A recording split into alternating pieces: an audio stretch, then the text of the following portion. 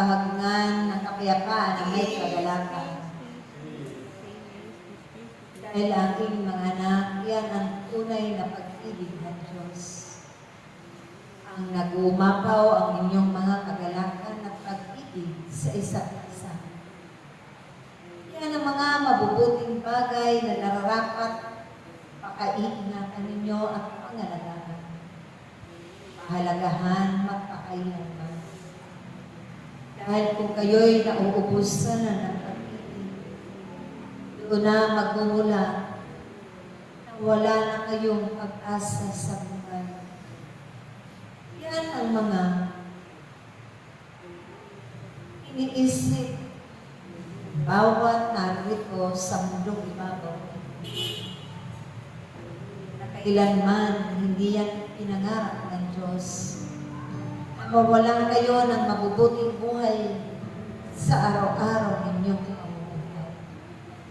Pagkos ang kanyang mga pangarap sa inyo ay lahat mabubuting bagay at kanyang ibinabahagi.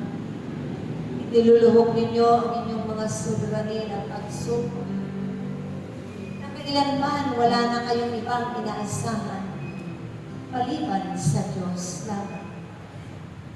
Kaya aking mga anak, pakatibayan ninyo ang inyong mga pananalig, ang inyong mga pagtitiwala, ang inyong mga pananampalataya.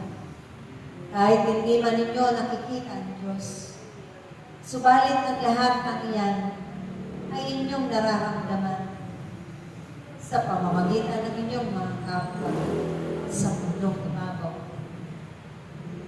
Walang hindi maibibigay ng Diyos aking mga anak sa bawat isa sa inyo. Dahil kayong lahat ay nilikha niyang kawamis niya.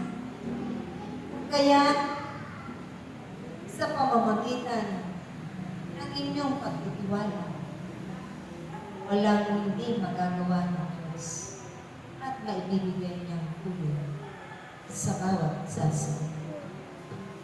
Sumandig kayo sa kanyang kapangyarihan. Umasa kayo na hindi niya kayo iniiwanan magpakailanman.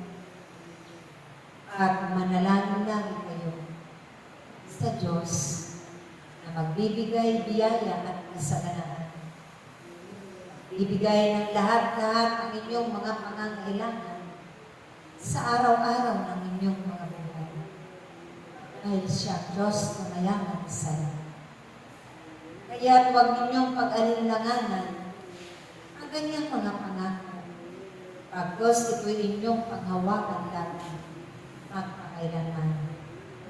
Pag-asa ay wala ng iba, lalong-lalo na sa panahon ito. Wala na kayong ibang aasahan, kundi ang Diyos na pumili at tumirang sa inyo. Ang Diyos na tumawag sa bawat isa sa inyo at nagtalaga sa gawain ito. Dahil walang maililihim sa Kanya, maging sino man. Aking mga anak, huwag kayong mawawalan ng pagtitiwala.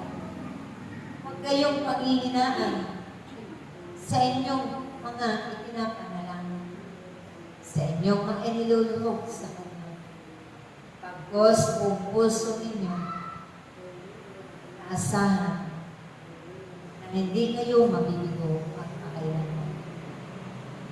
Walang sino man ang makapagbibigay ng mga bagay na ito maliban sa Diyos.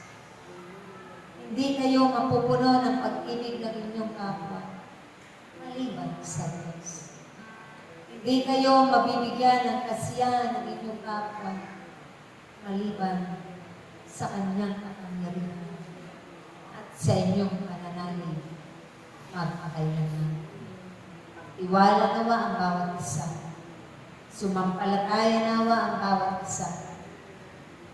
Dahil naririyan ng Diyos sa inyong mga buhay. Sa ngalan ng Ama, ng Anak, at ng Espiritu Santo.